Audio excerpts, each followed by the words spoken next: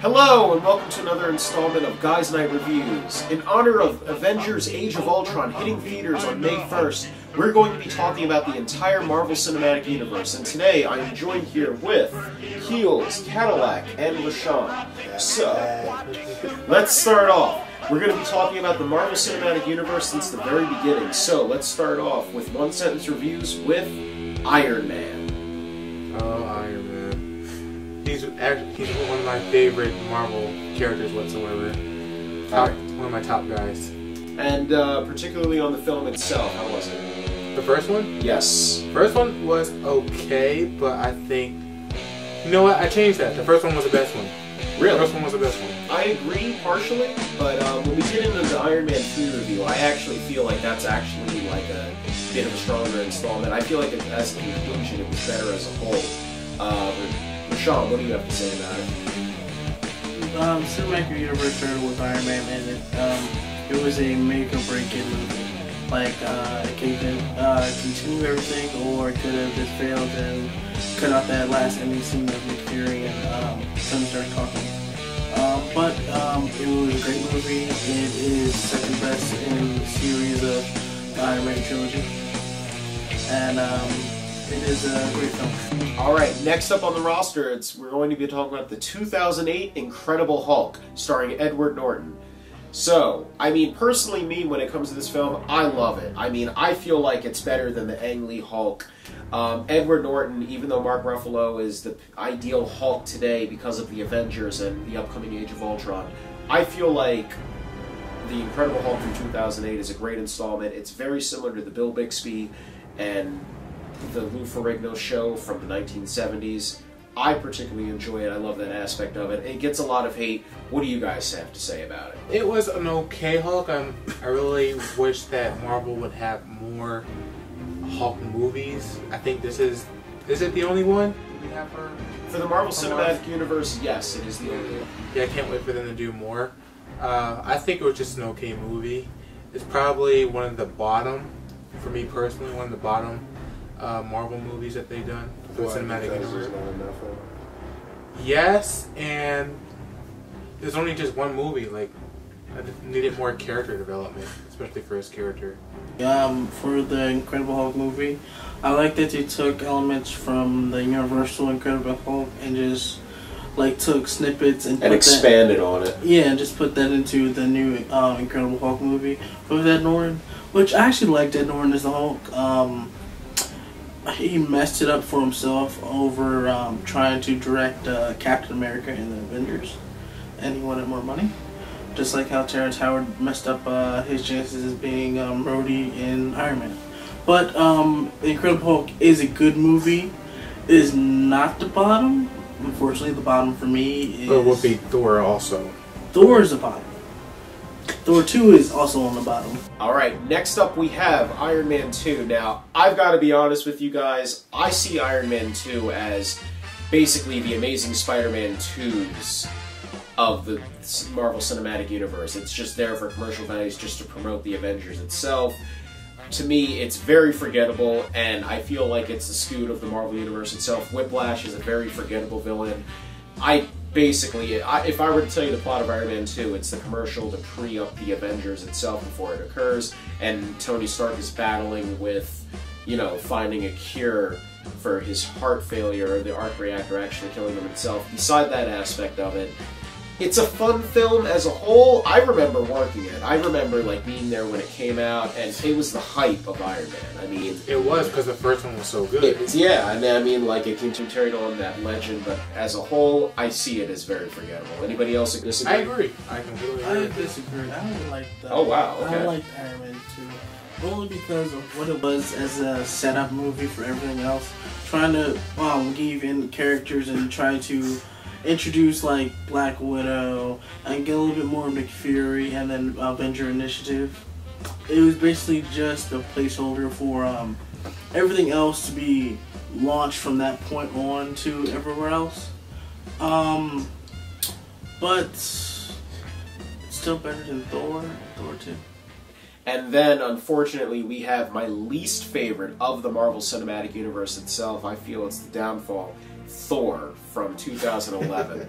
I mean, trash me if you'd like to, but I have to say, Thor itself as a whole is... I hate it. The angled camera angles, how it's a fish out of water story, it's written poorly. I mean, even the aspect like it's a love-or-hate relationship with Loki itself, I have to say, like, Thor is my least favorite in Phase 1. Anybody else want to speak more on that? Now, when you say fish out of water story, what do you mean? So, the premise itself of Thor is that Thor himself gets exiled to Earth by his father, Odin. And when exiled, he has to learn to be worthy again. Now, very different from the comics. In the comic universe itself, it's Thor, actually, like, his name is Donald Blake, and, like, it's the same premise and everything, but he has that alter ego, which is hinted at in the Easter eggs itself, but it's a fish out of water story because he's new to Earth itself. He's learned with Jane Foster, played by Natalie Portman. It's very... love relationship that's gooey. I mean, it's not as bad as episode 2. I was gonna say that's why I don't like the second one, because it was like it's more driven off of love, you know what I mean, instead of action, you know. So that's what I was gonna say. Thor is probably the worst out of all the cinematic movies. Only, I agree. Only because there is a little action sequence in the beginning. The only action sequence with Thor trying to get his hammer back, and Hawkeye being there for no reason. He was used in the movie for no reason. We get one good thing out of it. We get the Infinity Gauntlet. That's the only thing. And after that, it was the fight at the end, and it's like it was anticlimactic because it's like there was no really good part about it. Like what? Like Thor ends the movie, he destroys a bridge. Hey, that's it. Across the Rainbow Bridge of Asgard. Okay, with that, we have the next film on the roster. We have Captain America from the same year, 2011, the first Avenger. Now, I remember when seeing this film itself, me personally, I enjoyed Captain America. It was my second favorite in the Phase 1 universe of the Marvel Cinematic Universe. I loved Captain America, the 1940s vibe, the World War II vibe. It was there, it hit you, and it got you pumped for the Avengers, especially at the end of the teaser. While Winter Soldier himself, or Bucky, if you guys don't know, who becomes Winter Soldier later on in future installments, is very forgettable in this film, I have to say, as a whole, Captain America holds up. And I think it's not as good as the first Iron Man. It's definitely second best in the Marvel Cinematic Universe. It is one of the best of the Phase 1 movies, and for a movie like Captain America, I did like the aspect of him just being a normal guy and trying to learn how to use his abilities after he gets a pep talk from a man who basically took everything for his life, his whole entire life work, and gave it to Steve Rogers and wanted him to do what he's doing.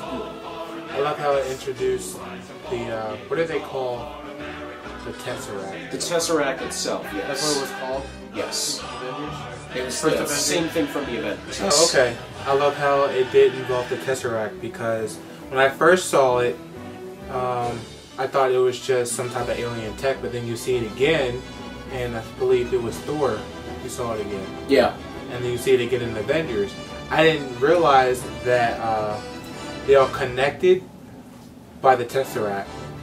I really enjoyed that movie. It had an old World War II feeling to it. It was almost periodical. Yeah, I love the one montage where they're the Star-Spangled Man with a plan. That whole entire montage, how they had the original Captain America comic, how they had the him going state for state, like the original costume, like it's just showing how like bloaty and like how the image of Captain America is, and just that whole sequence. It's a bunch of montages, but well filmed and well shot montages. I enjoy it. Now, honestly, I didn't know that much about Captain America when before this movie even started. Stanley Tucci was good in it also. She was. Yeah. He didn't have to die. All right.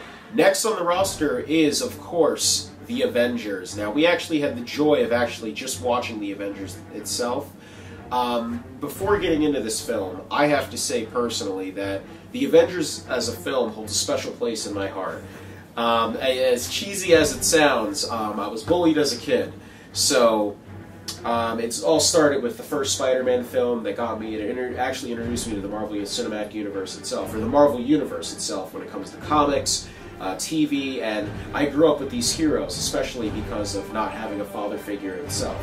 So, the idea of these heroes coming together, I thought as a kid would never be possible, and going back to the first Iron Man, I'll never forget sitting in the theater, seeing that end credit sequence with Samuel Jackson walking out. I'd like to talk to you about the Avengers Initiative. I was just like, oh my god, like, wow, like, we're actually, like, this is possible, this is happening? So, before viewing the Avengers itself, there's that aspect of the film itself where, even if it's the Avengers tap dancing for 2.5 hours, I would still love this movie.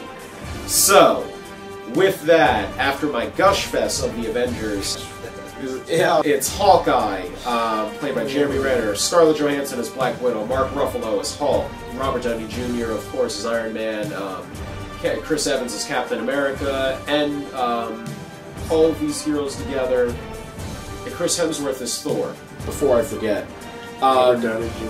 Yeah, Samuel Jackson is Nick Fury. All of these heroes coming together to fight the evil threat of Loki and his Chitauri army. As a whole, yes, it's been complained that the Avengers is a very simplistic story. However, it is done well. Star Wars is another simplistic story that has held up to this day. Attack of the Jedi. So, what do you guys feel with Avengers after just viewing it? One of the greatest superhero films ever. I'm really the circle scene. That's all. That's the scene. The circle. That scene, and then the scene when they're all up in Loki's face when they're about to capture him. Great scene. The battle scenes were awesome, especially when they were fighting in New York City. How each character interacted with each other. They weren't friends at first. One of the things in the movie that I really liked was when they were talking in the room and they were kind of going over their life story and what their weaknesses were or the demons they were going through. That was one of the things I really liked about the movie. Loki was a great villain. Another scene I really liked was when he was talking to the Scarlet Witch, wow. Black Widow! We're not at Age of Ultron yet. I got that on the brain when he was talking to a Black Widow and he was talking to her on how he was going to get Hawkeye to kill her and everything. Great scene. I really felt that. I was kind of scared. But in a good way. Rashawn, you want? Yeah, Avengers is in my top 10 of best comic book movies. It is not my favorite, but it is up there in the top 10. Just going to piggyback off of what Cadillac said. You know, it was just cool to see everybody. You know, first they had their differences and then they came together and so, you know, that was pretty cool. And, you know, time and time again, I gotta say it, the one-liners. Oh yeah, horrible. I hate the love the one-liners in Avengers. Everything. That's the secret. I'm always angry. Boom. Right there. Everything about the event, like I said, they could be tap dancing, they could be sitting around in a circle eating shawarma. I mean, for 2.5 hours. And end credits, and I would still love it. I'd give it 4 out of 4 stars. They definitely did. The fact that it could happen. Josh Whedon, he has a way of writing dialogue itself, and King of the Nerds, held to Whedon. For the Avengers itself, I like it because it's also a slight setup for what's going to happen future-wise, a long way down Marvel Cinematic Universe with Civil War. Yeah, Civil War coming up soon, and how the tension between Iron Man and Tony Stark. I mean, Iron Man, Tony Stark, Captain America all together, and like just their bickering in on the base and everything. Just seeing how it is, how that's going to play out eventually. You can just tell there's some tension building up there. Yeah, it's going to happen. Especially between Iron Man and Captain America. And it's going to happen, and it's going to happen in the best way possible. And speaking of tension itself, that brings us to our next film itself. Iron Man 3. Now, this is a mixed bag for a lot of viewers itself, because there are some people who hate it, and there are some people who love it. Me personally, I'm in the field who love Iron Man 3. I love the 90s cheesiness again. I love how it ties in together with the previous Iron Man films itself. While I was, yes, sitting in theaters with the Mandarin itself when it came to, spoiler alert, him not being the true villain of Iron Man 3, I have to say, as a whole, from a film perspective and from a worldly perspective, as a whole, I enjoyed it. Now, yes, they introduced the Extremis armor, not the Extremis armor, but the Extremis program itself, and I enjoyed it. What do you guys have to say about it? Alright, so for Iron Man 3, I completely liked the movie until the Mandarin, until it was revealed that the Mandarin was just a paid actor. The way he was going through the film, how he killed people in cold blood and everything, I thought he was a great villain until that happened. And I was like, what the F? The whole time. I even thought I was going to get Fing Fang Boom in it. Because I saw statues that hint of dragons, and I just thought Fing Fang Boom. Well, he was there. It was what's in Guy Pearce's character. That's basically. Oh yeah, he was. Oh, he was fire. No, because the tattoos. He didn't have a dragon. No, but still, the multiple dragon tattoos he had on his chest and everything, and he did breathe fire.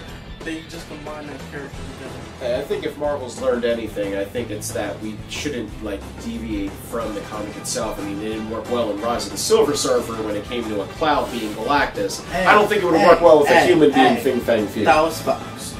That was Fox. That was not Marvel. That was Fox. Still, we should learn from our mistakes. That's not their mistake, though. Okay. That's Fox's mistake. Let's get back on track. Anything you want to say about it, Keith?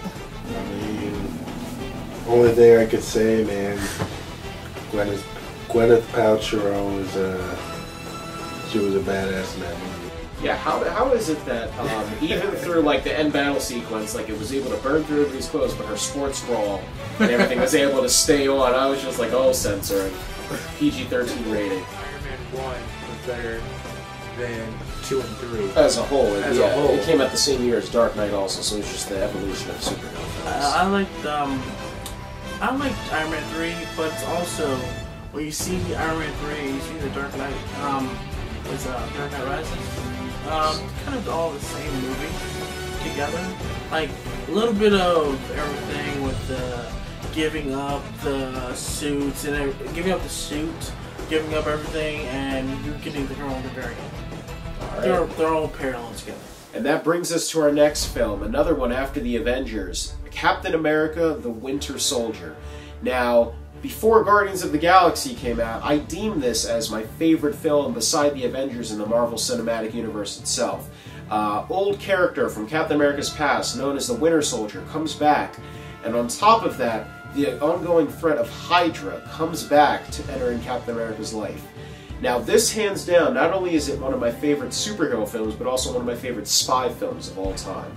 As a whole, it broke the barriers of the Marvel Cinematic Universe. It's changed and evolved through Agents of S.H.I.E.L.D.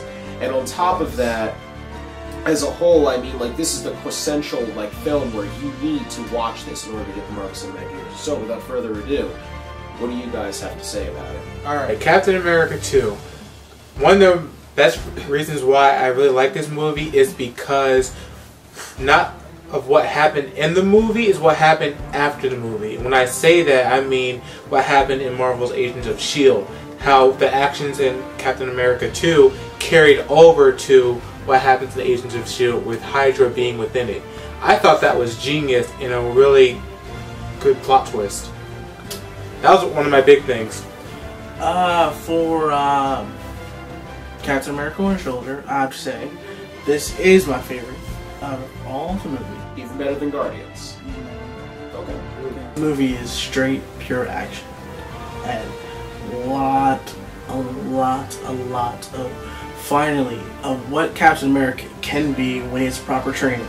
And not just coming out from being an icicle on ice and not really getting the proper training he needed to be Captain America. Yeah, I love that scene where he's fighting the one goon where he has no powers, and he's like, oh, do you fight without the shield? And he speaks I think, German to him or some other language. It's a French. foreign language. It's French. Yeah. And he fights him without the shield. I just love that. That's so Captain America. Yeah, and, when you got to fight GSP, George CP, or MMA fighter,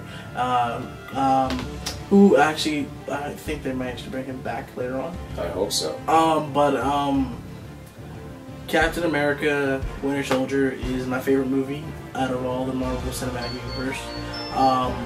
It had great action, great plot twist. With Hydra. The fall of Shield and everything helped out everything from making the show Agents of Shield way better than what it is now. And after they had to scramble in January to change everything, like they didn't know anything like this was going to happen. They had to change everything last minute. Agree with it. With Sean, that's got to be my favorite Marvel movie. Just strictly off the action, like I said before, the elevator scene where he's just beating all the guys up, and then when he's fighting Bucky on the ship, that was just awesome. Just like straight action. That's what I want in a superhero. Seeing Captain America take down a helicarrier and then just go off and fight the Winter Soldier to almost to a point where he could have died, and like everything, and still helped out the Winter Soldier at the end because he is a true American hero, and that is his best friend. And at the end of the day, he knew what was right in his heart, and he's still the good guy. Okay, next up we have Thor: The Dark World. Now, when it comes to Thor: The Dark World, I say that it's better than its predecessor itself, but it had a very Star Wars-like feel to it. Not as much as it's further and stronger than Guardians, but as a whole, I feel like it was more action-packed than the original Thor itself. The story was slightly better, but it was a very comedic element of Thor itself. What do you guys have to say about Thor: The Dark World? This movie, Thor: The Dark World, just made me think. Episode 1, Episode 2, and Episode 4. That bad. Of Star Wars? Okay, Episode 3 is not bad. Episode 1 and 2 are just good. And that's what made me think of every single time I was seeing the fight. Disney owns the rights now. I was like, is this Star Wars right now? I'm like I saw this movie twice. I took a date to the second time and I was like, goodness, this feels like Star Wars right now. And not the good Star Wars, the bad one. The Return of the Clones, right? Attack of the Clones. This dude, the greatest Star Wars fan of all time. Return of the Clones on Cartoon Network. Yeah, that horrible animated one. Yes, but this, like... What's the name of the Doctor? He's played for comedic relief as opposed to the first Thor and in Avengers, where we'll have his name in the title. But he's still like he's a Skarsgård. His whole entire family all acts like from his sons to True Blood to the other ones to the Netflix shows. He has but they're all his whole entire family's actors. But last name is Skarsgård. He is still brilliant because he's the one who helped create the last bit to help Thor actually win, kind of like through the portals and everything. Hey, I have to say, if there's one good thing that Thor: The Dark World has, it's Kat Dennings. If you get Kat Dennings is always going to be great, Oh. only because Natalie Portman's friend. She's annoying. I know, but she's annoying in all the good ways. She is great. There's no good way to be annoying. She's great in whatever she's in, from her TV show or to my favorite movie that she was funny. Or to my favorite movie that she's in Nick and Nora's Ultimate Playlist. I like how she calls Mjolnir or like meow every single time. It's like All right, so What are you talking about? Thor's hammer. Oh. Mjolnir. Yeah, she goes like Mew Mew. So with that, we come to our final film in the Marvel Cinematic Universe installment before Age of Ultron, Guardians of the Galaxy. Now, Guardians of the Galaxy is considered the greatest gamble of the Marvel Cinematic Universe itself. It's a plan that was not said to have occurred. I mean, a talking tree, a talking raccoon, all together in this one universe that had this unknown enemy named Ronan the Destroyer. On paper, this film should not have worked, but it became the highest-grossing film of 2014. Now, as a whole, I love Guardians of the domestically. I love Guardians of the Galaxy. I mean, this is finally my dream. Star Wars and Marvel coming together before, I mean, like right after the buyout itself. I mean, this is hands down like one of my favorite films of the summer, if not one of my favorite films of the year. It's filled with characters, most of which Vin Diesel, after seeing Furious 7 also, his best performance was in Guardians. His one-liner, I am Groot. That's all he has to say. He does one-liners in Fast Furious too, but we're not going to get into that.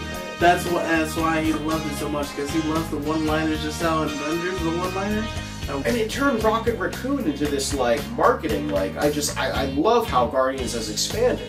It is the new Star Wars, like, there are characters that you love that are mismatches, that don't, if this, I mean, I'm dreaming of the day that we see the Guardians and the Avengers teaming up. I can't wait. I'd love to see Rocket Raccoon and You already Tony know Stark. It's already going to happen. I can't wait. Phase 3. Anybody else want to, like gush over this movie? Alright, I'm gonna go right now and say, this is my second favorite in the Marvel Cinematic Universe. Guardians of the Galaxy is one of the best movies I've seen, just because of the soundtrack, because of the teamwork they have, and the quirkiness of everything. They take it as a joke, the entire movie, and I love it. It starts out with Chris Pratt dancing and listening to Come and Get Your Love. Come and Get Your Love.